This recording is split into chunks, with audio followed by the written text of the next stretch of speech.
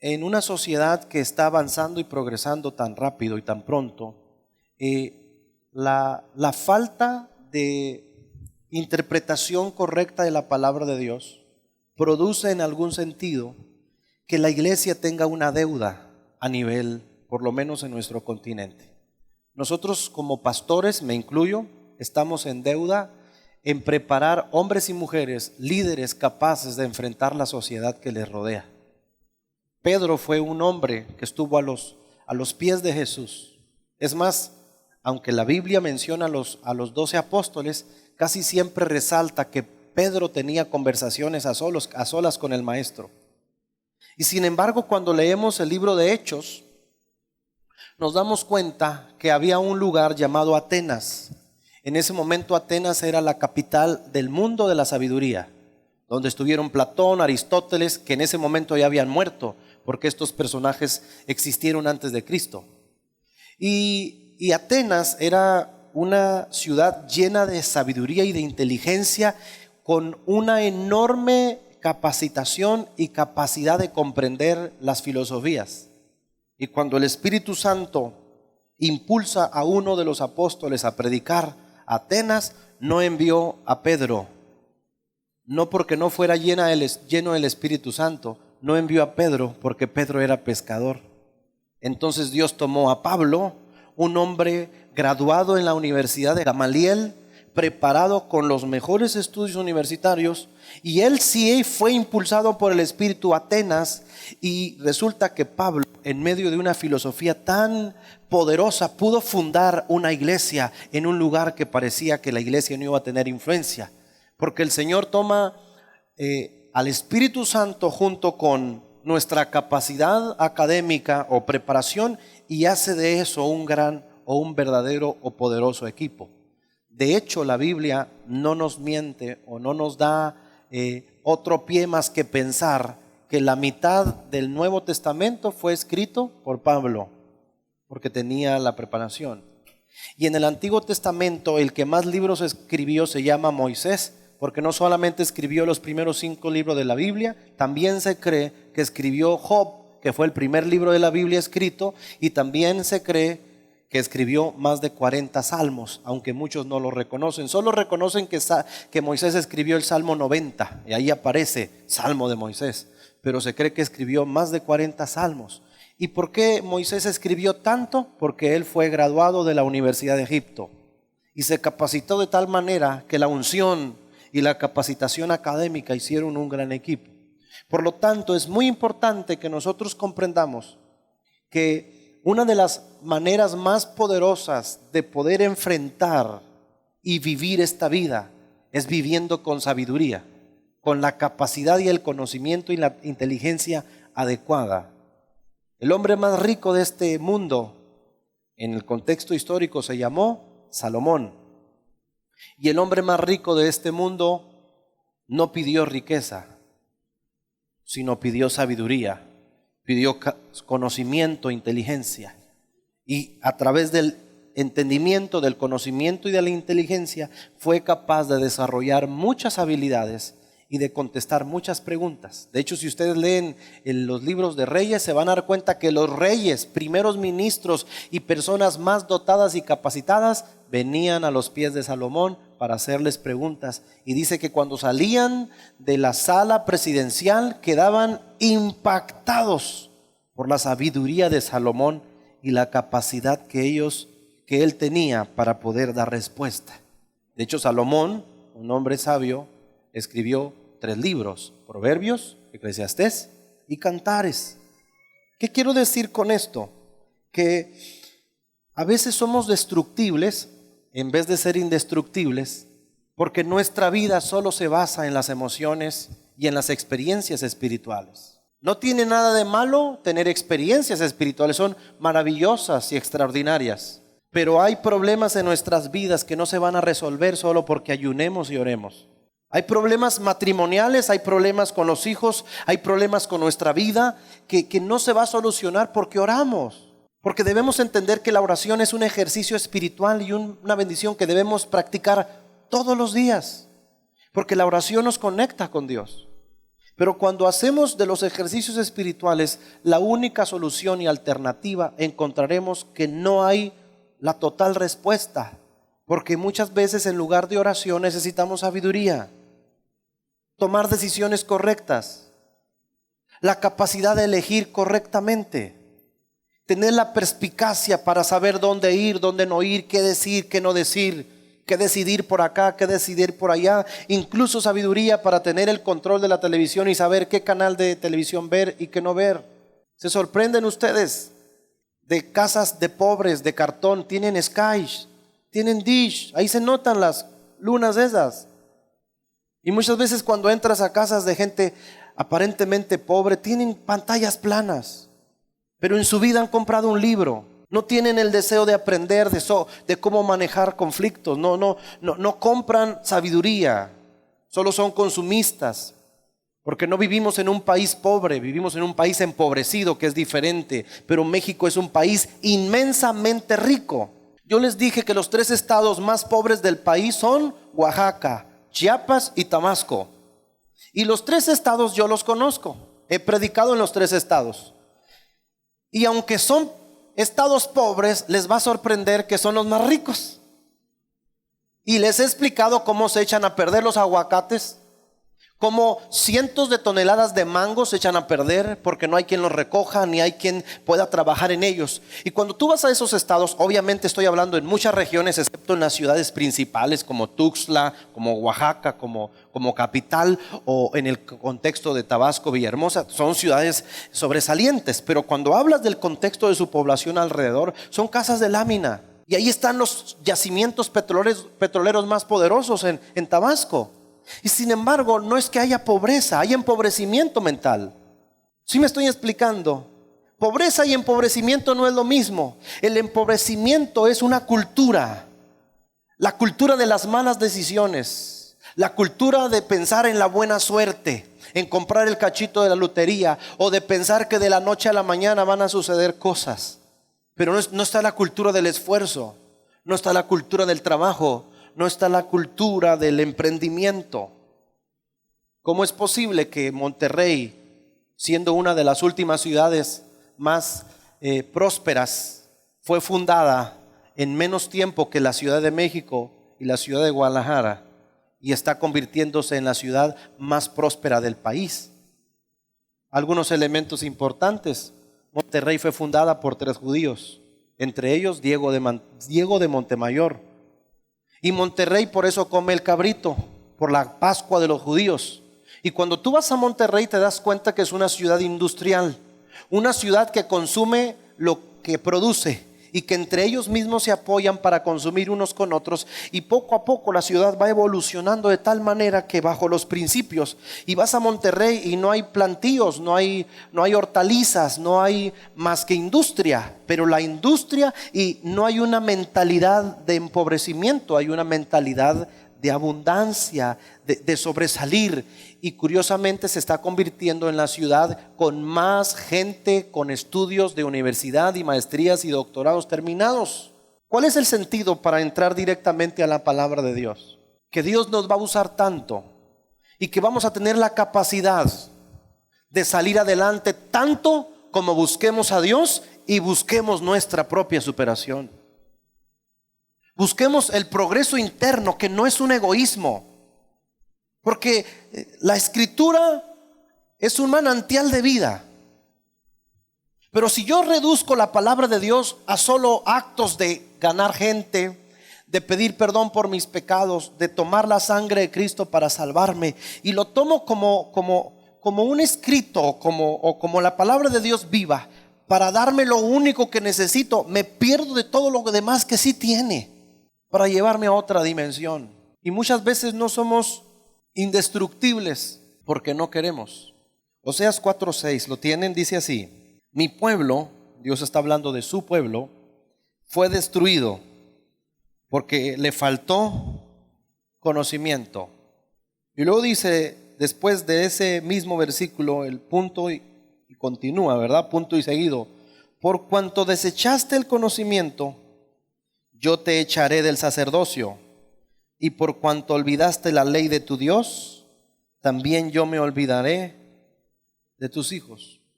Dios está diciendo que la ignorancia del pueblo está basada en una decisión consciente y voluntaria. O sea, si está diciendo desechaste el conocimiento, en otras palabras está diciendo no me interesa aprender, no quiero aprender. Desechaste el conocimiento significa tienes la oportunidad de leer, tienes la oportunidad de estudiar, tienes la oportunidad de aprender, pero no quiero, desecho el conocimiento. Por cuanto desechaste el conocimiento significa que es una actitud consciente pero con consecuencias catastróficas, porque la parte primera del versículo dice mi pueblo fue destruido porque le faltó conocimiento.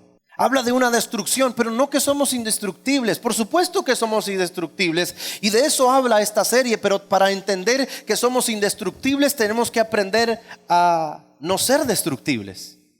Y una persona ignorante es una persona fácil de destruir, fácil de confundir, fácil de envolver, porque le falta conocimiento. Dios reconoce que el problema de su iglesia o de su pueblo, porque dice mi pueblo, el problema del pueblo no es el diablo, pero eso nos dice la ignorancia, porque nosotros le achacamos todos nuestros problemas hablando en la ignorancia, que es el diablo. Y si tú escuchas continuamente a muchas personas, para ellos el problema principal de todos los problemas de sus vidas es el diablo cochino.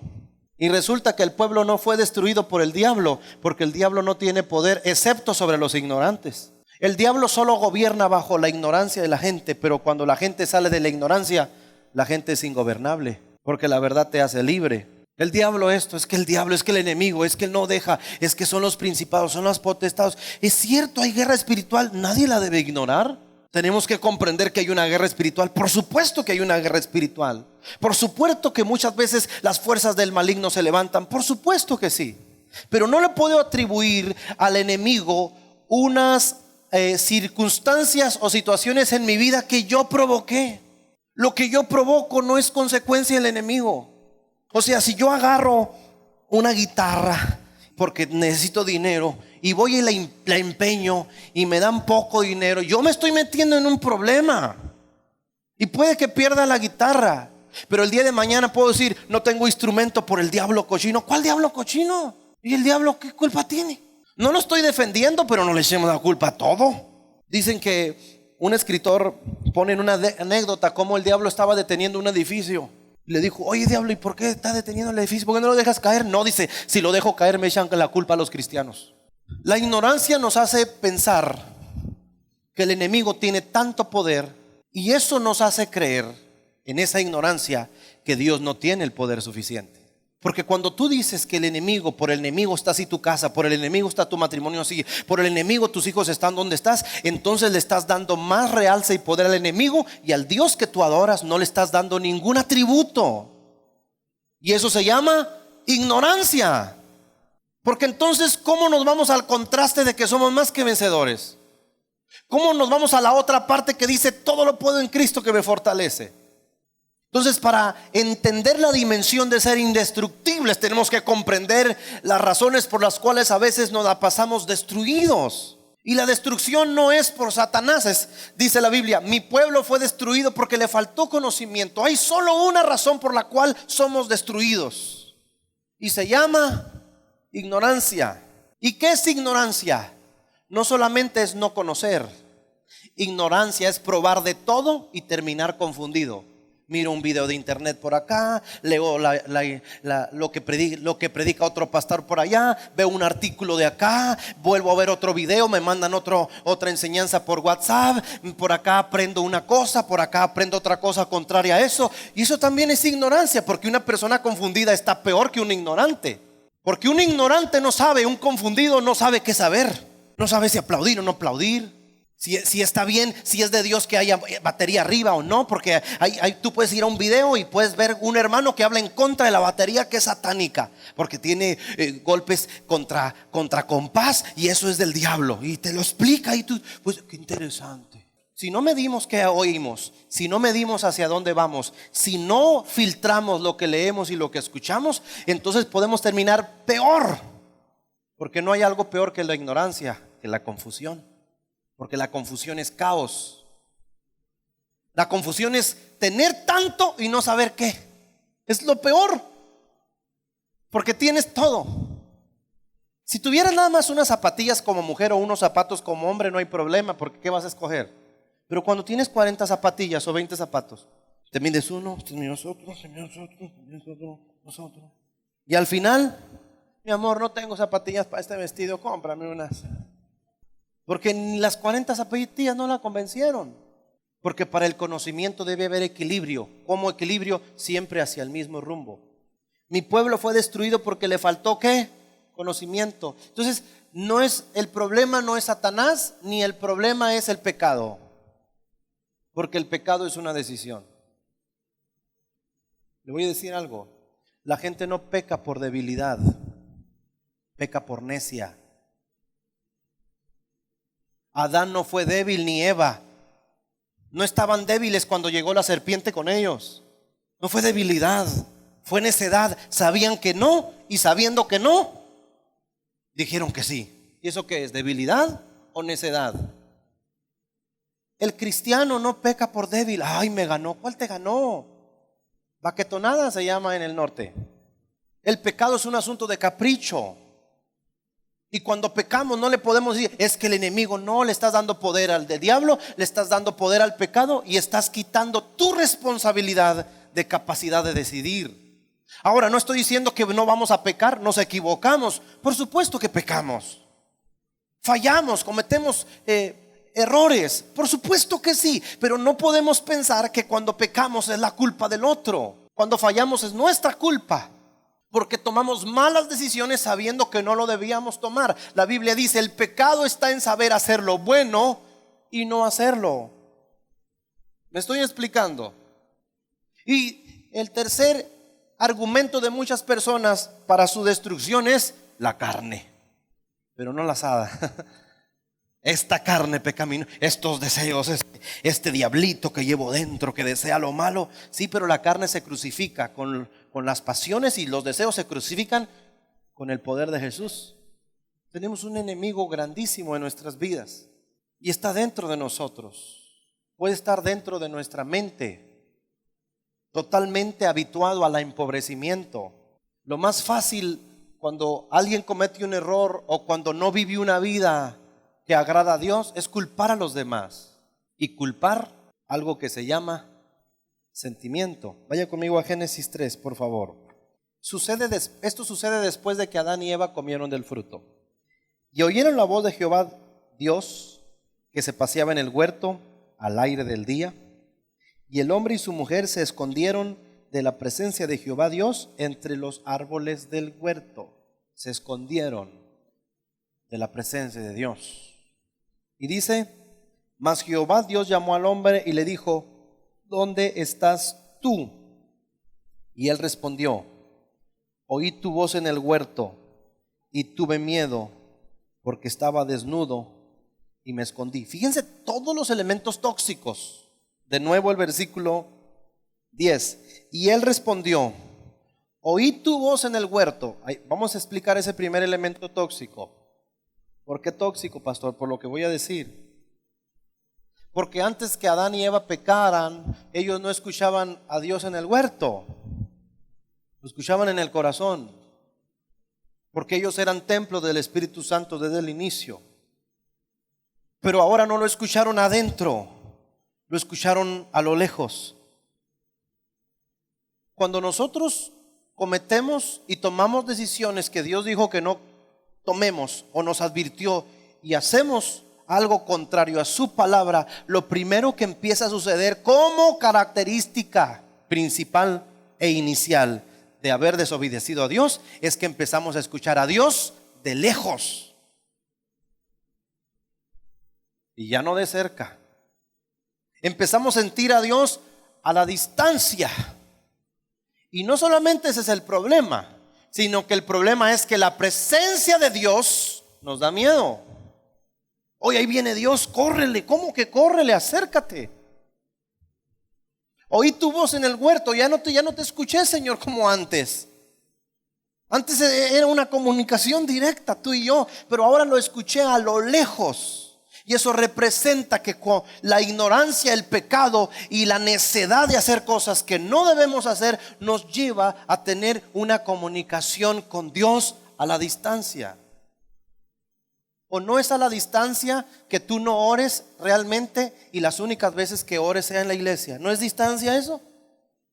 ¿No es distancia que no adores a Dios, que en tu casa solo escuchas, por así decirlo, pura música mundana, narcocorridos y reggaetón, solo por exagerar, y las únicas veces que adoras a Dios sea el domingo? ¿No es distancia eso? Que solamente sientes la presencia de Dios y bonito una vez al mes, y cuando tú crees que el culto está bien tremendo y dices, gloria a Dios, esa no es distancia, es demasiada distancia.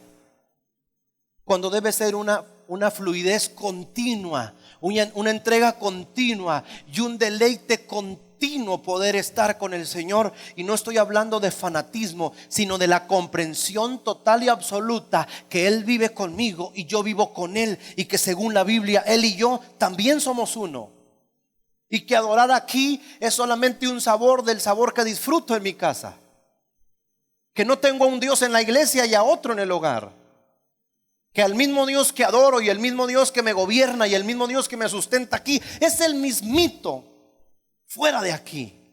Pero muchos tienen un Dios a distancia. Y no solamente hablo de la falta de congregarse, porque agréguele a eso, hablo de la ausencia de las disciplinas espirituales. ¿Qué hace una persona que no asiste, que no se congrega, que no ora en su casa? Llega un momento de la desesperación. ¿Y qué quiere hacer con Dios? Que con una varita mágica le resuelva todos los problemas en los que se ha metido. Y Dios no es la lámpara de Aladino, ni es corrupto, ni se deja llevar por lágrimas. Dios se mueve por la fe, y la fe viene por el oír, y el oír la palabra de Dios. Si usted no oye la palabra, no lee la palabra, no busca a Dios, no va a tener la fe. Y si no tiene fe, Dios no lo va a oír. Pero si Dios me oye, sí, pero lo único que mueve a Dios es la fe. Pero es que lloré tanto, 2 horas en el altar, llore todo lo que quiera, Dios no lo mueve en las lágrimas, lo mueve la fe. Usted puede orar 1 minuto con fe y escucharlo el Señor, porque la fe mueve la mano de Dios. Pero el empobrecimiento mental nos hace creer que tenemos que dar lástima incluso a Dios, y eso ofende a Dios. ¿Cómo tratar de darle lástima a Dios para que Él nos escuche? Llorar y gritar todo lo que se puede. Ahora, ¿el pastor es malo llorar? No, yo acabo de llorar y no sé ni por qué llorar. A lo mejor porque el hermano llora mucho también. Yo sentí la presencia de Dios. Mi experiencia, así me sucede a mí. Hay gente que siente la presencia, empieza a temblar, le da la chiripiorca, no sé, y está bien, es su forma y yo la respeto. A mí, cuando siento la presencia de Dios, me da por llorar. Y quiero decir algo, y Señor, ¿qué? Y quiero hablar, y no puedo, yo lloro, no soy llorón, no importa, pero eso es como que así me fortalezco y me alivia mi espíritu. Esa es mi forma. Yo estaba llorando, pero puedo decir, hermanos, estaba llorando, sentí la presencia de Dios, pero no, pues Señor, por favor. No, yo lloré, sentí su presencia. Pero hay personas que piensan que las lágrimas mueven a Dios, y eso se llama ignorancia. Entonces el enemigo nunca nos ha destruido. Lo que nos destruye son nuestras ideas ignorantes. Hace como 6 años estaba en una casa de cristianos, y de los cristianos de esos que son líderes de una iglesia, y estábamos sentados, se cayó la sal, se tiró en la mesa. ¿Y qué creen que dijo uno de los líderes? 6 años de mala suerte, dijo. ¿Cómo le haces ahí, pues? Otra persona, ejemplos reales, no son reales. Eso no lo vi porque lo contó, lo estoy contando. Que en su cuarto, cuando sentía mala presencia enemiga, ponía el Salmo 91 abierto y un vaso de agua.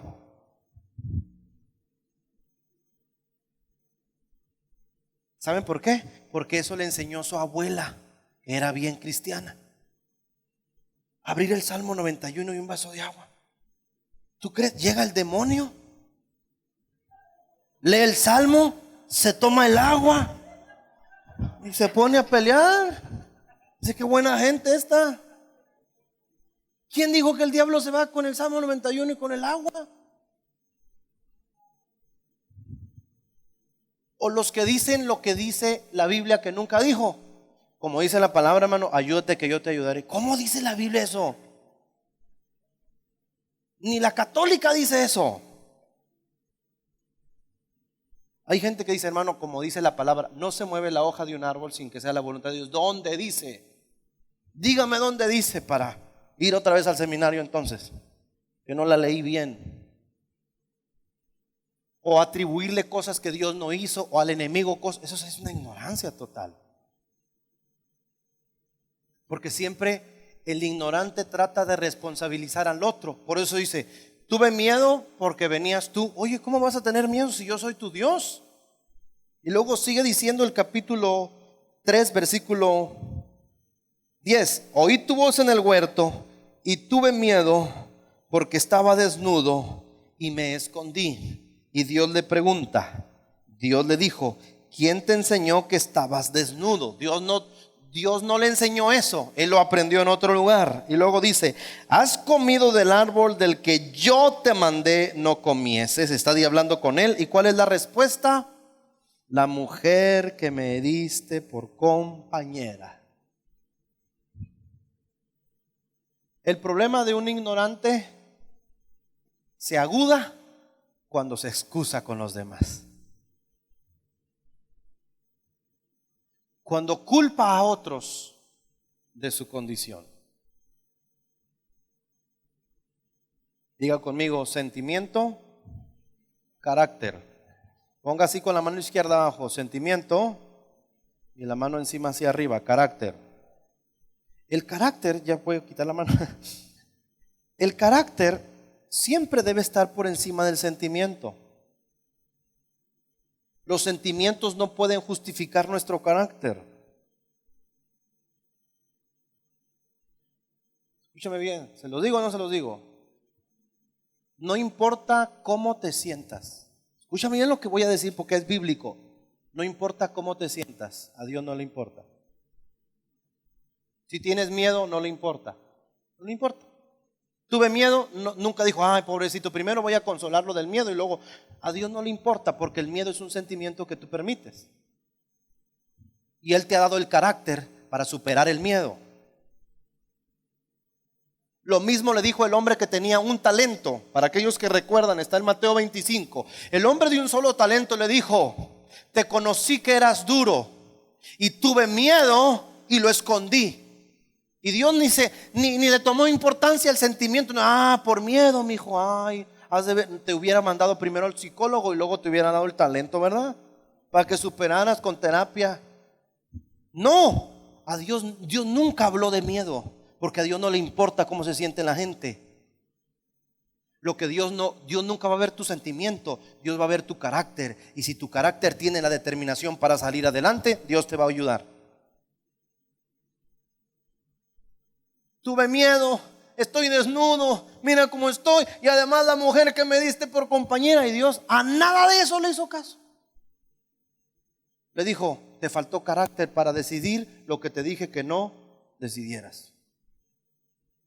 Y esta es la consecuencia. Esa es la personalidad de Dios. Alguien dice, es que me siento sola. A Dios no le importa eso. Porque estás ofendiendo al Espíritu Santo, no que Él está contigo, pues. ¿O cómo le hacemos? Me siento solo y Él está con nosotros todos los días hasta el fin del mundo. O le hacemos caso al texto o le hacemos caso al sentimiento. Eso es ignorancia. Es que no sé qué hacer, es que no sé, es que es la situación. ¿Y para qué hablas del Dios grande, del Dios que adoras y ni siquiera le crees? Es un contrasentido, pero eso hace la ignorancia y nos hace creer que por decir las cosas, por más acomodadas que digamos en nuestra justificación, nos va a justificar, pero nada justifica un comportamiento sentimental si el sentimiento es el que gobierna. Miren, si esto está blandito, vean lo que Jesús dijo. Vaya conmigo a Mateo capítulo 5. Mateo 5:38. Oíste que fue dicho, Ojo por ojo y qué. Fíjense lo que Dios dice. Jesús dice, pero yo les digo, no resistan al que es malo. Antes, a cualquiera que quiera te hiera en una mejilla derecha, vuélvele también la otra. Y al que quiera ponerte a pleito y quitarte la tuna, déjale también la capa.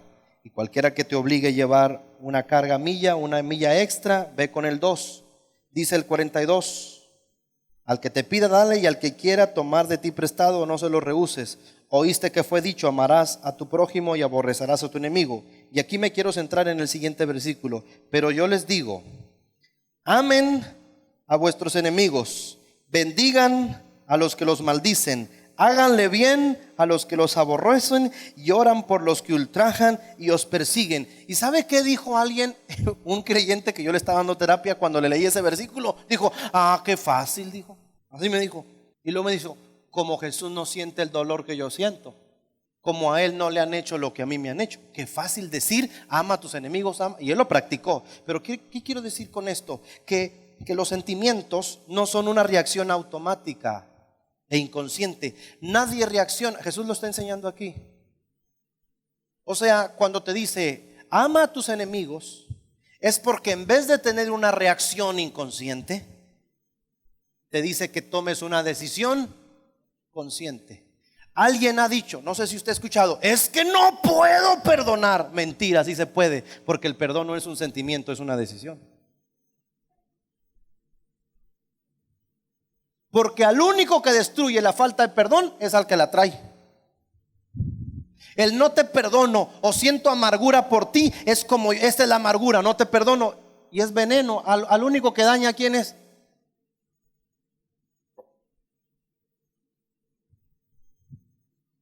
Me voy a cortar las venas para que sienta dolor el otro. Si tú lo estás sintiendo, bruto, eres tú nomás.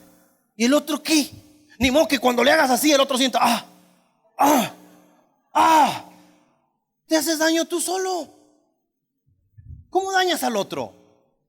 Pero mucha gente cree que haciéndose daño, haciéndose víctima, va a dañar al otro. No, lo único, la falta de perdón, la amargura, el rencor, el resentimiento son venenos tóxicos internos. Y Jesús dice, es que eso de que no puedo perdonar, es que yo no siento, no se trata de sentimientos. Los hijos de Dios tomamos decisiones. Dios no está aquí para tocar tus sentimientos, sino que la palabra forja tu carácter. Para perdonar se usa el carácter, no el sentimiento. Leamos de nuevo el 38, porque espero que no diga, pues qué fácil, pastor. No, el 38, el día el 44. Pero yo les digo, ¿amen a quién? ¿Y amar qué es? Entonces, una decisión, no un sentimiento. ¿Y a quién voy a amar? A mis. Tu enemigo intenta hacerte daño, pero tú decides amarlo. Es tu decisión. Y eso te hace indestructible. Porque él intenta crear en ti un sentimiento, pero tú solo tienes un sentimiento hacia él basado en una decisión, amor. Porque nadie puede hacerte sentir mal sin tu consentimiento. No es lo que la gente dice, es lo que tú interpretas. O cómo decides interpretarlo. Si yo entiendo que detrás de una persona que hiere hay una persona herida, entonces debo tener compasión con el que me intenta herir, porque el que está sufriendo es él, no yo. Pobrecito. Hay que amarlo, hay que orar por él. Es lo que dice, es una decisión de carácter. Amen a vuestros enemigos, bendigan a los que los maldicen. ¿Qué más? Háganle bien a los que los aborrecen y oren por los que los ultrajan y os persiguen. Esto se llama carácter. Por encima del sentimiento. ¿Y cuál es la justificación de la gente? Lo que siento. ¿Cómo se siente mal? ¿Y qué hace? Muy mal. ¿Y ya cómo se siente? Más mal. El sentimiento nunca te va a llevar a nada. Las decisiones que tomes son las que te pueden llevar a un estilo nuevo o una nueva oportunidad de vida. Porque hay gente que no se agarra de la palabra. ¿Sabe de dónde se agarra? De su dolor. Y de su dolor no se suelta. ¿Y sabes qué es agarrarte del dolor? Es agarrarte de algo que tiene filo por ambos lados. Que entre más te agarras del dolor, más te cortas y más sangras. La gente se agarra del dolor para no salir adelante, se agarra del dolor para no cambiar, se agarra del dolor para justificar su estado. Porque dice usted no sabe lo que yo he vivido. Ya cámbiele el rollo. Todos hemos vivido diferentes vidas y algunos no han tenido las mejores oportunidades, pero para muchos, como ejemplo, hay testimonios reales que han pasado tal vez cosas peores que tú y que yo y han salido adelante con la ayuda de Dios.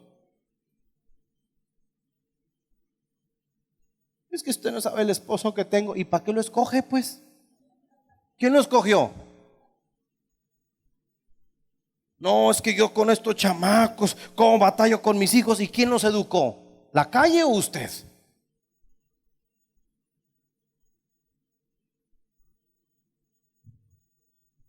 Lo que tú produces, no te quejes de ello. Eres el productor de tus hijos. Te quejas de tus hijos, quéjate del productor. ¿Y cómo me quejo del productor? Vaya a verse un espejo. Usted es el culpable. Es que se levantan tarde, es que estos chamacos no hacen tarea, y es que esto, pues si todo usted lo permite. ¿O qué quiere que aparezca un ángel, Gabriel, le diga, tiende la cama? Y que venga Miguel y le diga a su hija, termina la tarea. Y usted acostadote ahí. No, somos responsables de la familia que tenemos, de las finanzas que tenemos. Y muchas veces todo el caos que tenemos, el diablo, el pecado. Me están haciendo brujería. Miré 2 sapos en la puerta de la casa.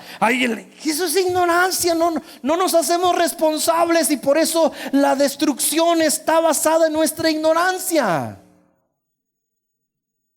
No hay justificación. Intenta justificarte y eres un perdedor. Deja de justificarte y entrarás al camino de los ganadores bajo la puerta de la humildad.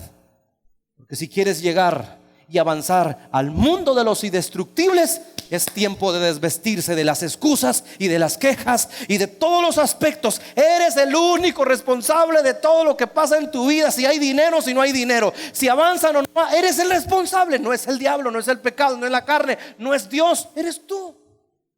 Empecemos por ahí. Y pidamos a Dios que nos dé sabiduría, tomemos las herramientas de su palabra, pero no intentemos que Dios se encargue de todo lo que es mi responsabilidad. Dios te hizo perfecto. El problema es que muchos se ven al espejo y dicen, qué feo estoy.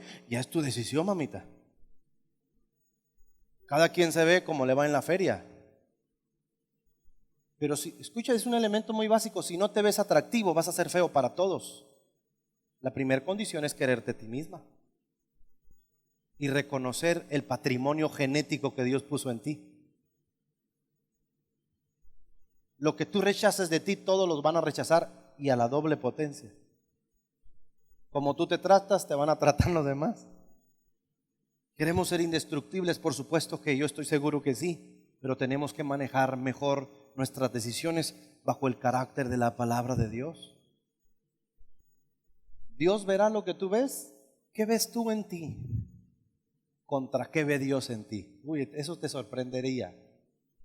Estoy seguro que si Dios te pasa a su sala y te sienta, Dios te empieza a atender, te empieza a tratar por lo que tú eres para Él y te empieza a pasar una película de lo que tú eres para Él, te soltarías llorando. Y probablemente la primera frase que dijeras, no lo puedo creer. Dios ve cosas y empiezan las justificaciones. Si Él supiera, claro que lo sabe.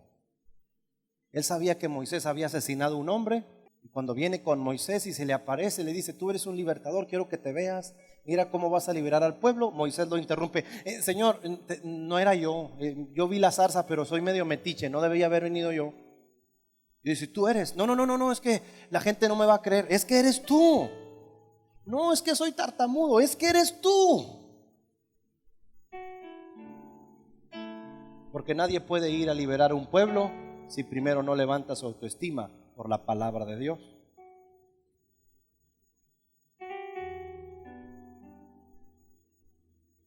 Cada vez que tienes miedo de agarrar un micrófono, de estar en público, cada vez que te da vergüenza saludar a una muchacha solo por saludarla y porque te atrae y estás en edad, cada vez que tienes todos esos sentimientos, tienes que saber que estás fuera de tu estado natural en el reino de Dios. Porque Dios no te patrocina la vergüenza, Dios no te patrocina el miedo y Dios no te patrocina la incertidumbre. Cada vez que tú justificas que no haces aquello porque te da mucha pena, entonces estás enterrando lo más preciado, que es tu patrimonio que Dios estableció para ti.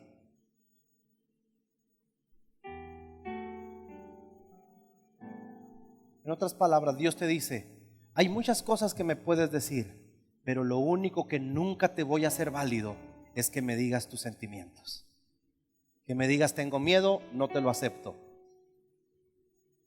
Pero es válido, pero no te lo acepto. Porque yo no te hice con miedos. Es que yo no sé si me voy a casar o no, y es que es tu problema. Yo te diseñé para triunfar y brillar. No acepto tus sentimientos.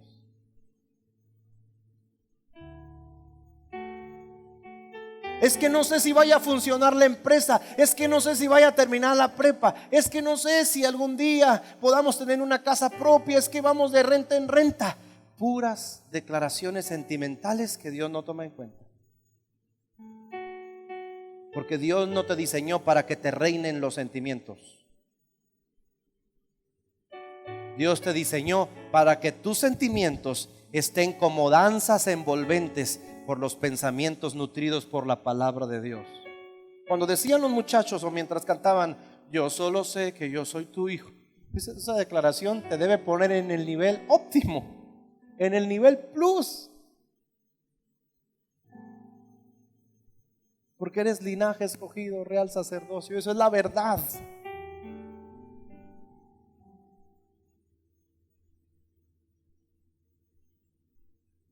Eres indestructible no por lo que tienes. Eres indestructible por lo que eres.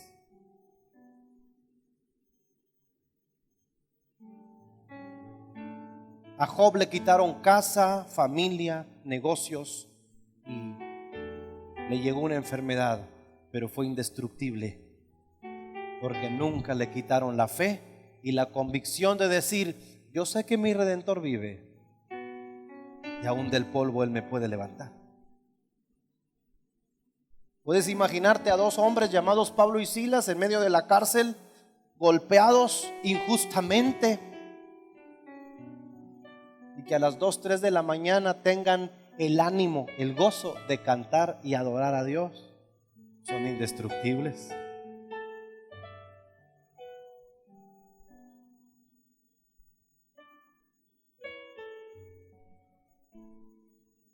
Hay gente que no tiene, el carro se le ponchó hoy en la mañana, estoy haciendo una suposición, ya no vamos a la iglesia.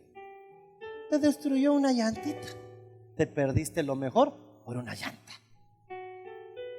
El pretexto llegó perfecto para justificar: no voy a la iglesia. Nada justifica que dejes de buscar a Dios, nada. No sé ustedes, pero yo vengo de una generación donde las familias regularmente no tenían carros. Y para muchos que les parece broma, andar en camión era un lujo.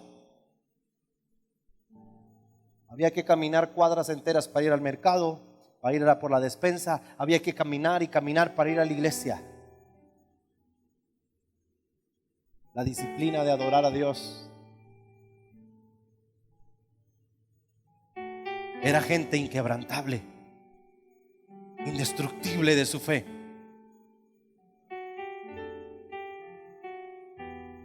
¿Será acaso que las comodidades nos están haciendo daño?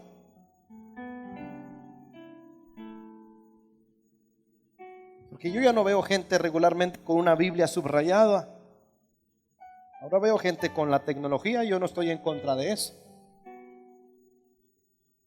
Ya no hay gente que busque conocimiento.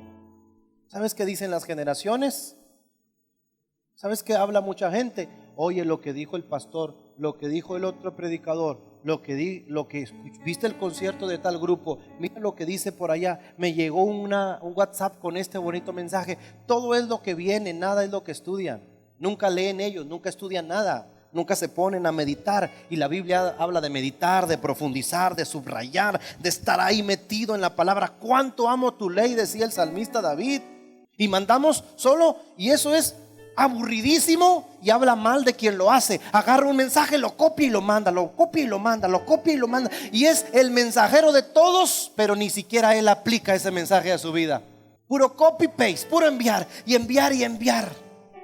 Nunca un sentido de decir: hermanos, les comparto este texto que leí esta mañana mientras estaba en la presencia de Dios y sentí esto. Y nada es auténtico, todo es la fachada de lo que no me consta, de lo que yo no escribí, de lo que no es mío, de lo que no está en mi corazón, pero lo dijo alguien y lo mando para ti. Y me dijo: somos repartidores de mensajes para otros, pero nunca nos comemos nuestro propio mensaje. Nunca nos examinamos como tales. Porque hay gente que incluso puede decir: qué lástima, no estuvo el fulanito en el sermón tan bueno que estuvo. No es para él, es para ti. Es tiempo de pensar en nosotros para progresar y para avanzar. Cierra tus ojos un momento al Señor.